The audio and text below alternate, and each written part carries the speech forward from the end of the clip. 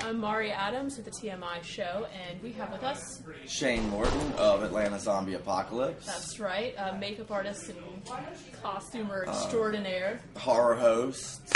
Incredible, man. So why don't you tell us a little bit about what you do? What I do is horror movie stuff. Anything having to do with horror movies, horror art, science fiction, spooky stuff. If it's fun and scary, I do it all the time and have since I was 3 years old. If you want to see the most work I've done in a movie, go see my movie, Dear God No, which should be playing in theaters this summer, and see a lot of great, crazy, old school special effects done in the camera with rubber and pumps of blood and stuff. Well, it's a pretty trashy movie, so we're going to find out what happens with it. It's pretty rough stuff. It's playing the independent festivals and things like that now, and we'll see what happens. We haven't sold it yet, you know. Awesome. Is there anywhere people can find out more about that online? Yes. Or? You can go to deargodnomovie.com and find out when it's playing in your town. And it's playing all over the world right now. We're playing London, Amsterdam, Bogota, Colombia next month. So I've never been to Bogota. That's incredible. And they are crazy for horror movies in Bogota. They said there were going to be thousands of people at the screening, so we're stoked. That's amazing. They're insane. So why don't you tell us a couple? You do a lot of projects around Atlanta, so why don't you tell us some of them? The project that we're talking about now is Atlanta Zombie Apocalypse, and my partner and I, Johnny Ray, decided a couple years ago that we wanted to do a horror attraction like nothing anybody had ever seen.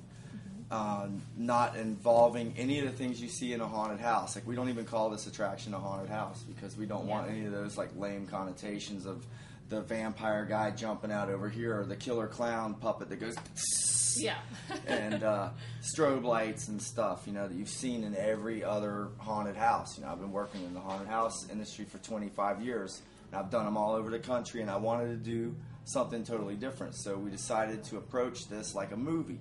So we scripted it and tried to approach it as immersive theater instead of just like, okay, you're going to come around this corner and the gorilla suit's going to jump out at you. Incredible. Yeah, it's less of a haunted house and more of like a terror warehouse. Yeah, and that's a good one.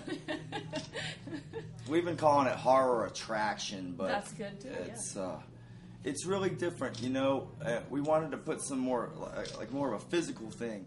We had some crazy stuff out. Like this group of guys drove down from New York City last year, waited in line for hours, went through it, and came out just like going nuts. Blown away. Yeah, they loved it, and it's because there's nothing else. There's nothing else like it anywhere. The other thing we try to do was like you go to these haunted houses, even the big ones that are like millions of dollars go into this stuff. And it's all stuff that you can like buy at Spencer's Gifts or out of catalogs. And there's nothing in our show that's store-bought. Like me and a couple of my friends that are local makeup artists and special effects artists, we do all the sculptures, we build all the corpses, we pour every prosthetic that's used. Literally nothing is store-bought in the whole show. I mean, yeah, we have to buy the guns and stuff. You know, we have prop guns, things like that. But everything else, there's nothing store-bought. You won't see anything in the show that you will see in any other haunted house. Yeah. What are some of the other things? I know that there's a big show that you do that runs year-round as well, because Atlanta Zombie Apocalypse is... It's just the month of October, pretty much. But my baby is the Silver Screen Spook Show. And there's some posters for it in here. But I'm Professor Morte. I'm this crazy horror host, and I've been hosting this show. We have been doing it we just had our 5-year anniversary in Atlanta at the historically haunted Plaza Theater.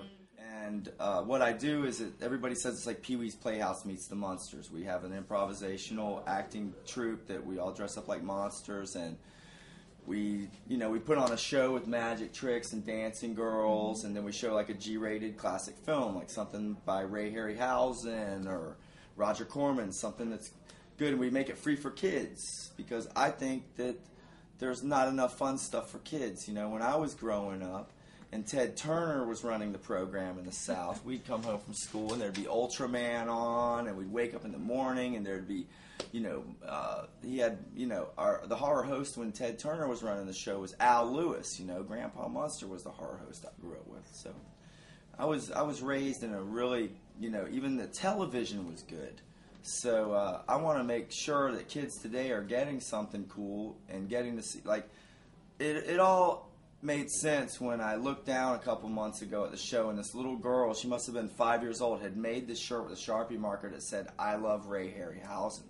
I mean, I'm making sure that there's going to be a whole new wave of cool kids that are into classic, not just monster movies, but like our last show we did was Haunted Palace. It's an H.P. Lovecraft thing, and we talk about how literature is important and kids should read. We've done whole shows on the importance of what Edgar Allan Poe has done for literature and stuff. So we say it's educational too. It's great for kids, and we've beat the Fox Theater every year for our programming for the festival. It's an awesome thing, and people have come all the way from Zimbabwe to see it. I'm not kidding. It's like a really cool thing, and it's the pride and joy of it encapsulates everything that I do, my art, my performance, and everything, and I just love it. So where can people go to find out more information about checking out the easiest way these days is silverscreamspookshow.com or Facebook, or Great. Google Professor Morte, and all kinds of stuff will come up. Great. So how did you get into this whole world? Did it start from childhood, or?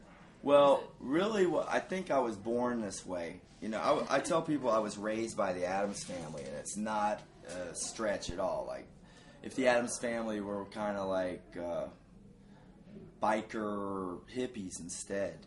And my parents, I remember this. The first movie I saw was King Kong, and I argue with my mom because I think I was 4 years old. She says I was 3. I think it's a little precocious for a 3-year-old to pull this. But we went and saw King Kong, and it totally changed my life. I saw that movie, and I was just, from that day on, I was going to be a monster guy. And it was my birthday. I got my first copy of Famous Monsters of Filmland. And I distinctly remember my first makeup job. I snuck into the bathroom. My parents are watching TV, and I snuck into my dad's kit, and I'm putting makeup on, and I'm looking in the mirror, and I'm seeing not me in the mirror anymore. I'm seeing a gorilla looking back at me. And I'm putting this makeup on, and I sneak out in the living room, and I scream, and my parents jump, and they scream, and they run out. And it was the first time I was empowered as a kid. But what I had done is I had gone into my dad's leather kit and dyed my face with leather dye. I couldn't leave the house for 2 weeks. But I was hooked. From then on, I was a monster freak. That's incredible. Yeah, true story. That's incredible. So my last question is my surprise question, okay. and it's our TMI show question of the week, All which right. is, what's your stand on one-night stands? My stand on one-night stands. Well, I've had plenty. It's weird. I've had plenty of them, but they always turn into something else. They're always wanting more. So you go there with the intention of, this is going to be a one-night stand, and then they're like, "Shame, don't go." Nah, that sounds really.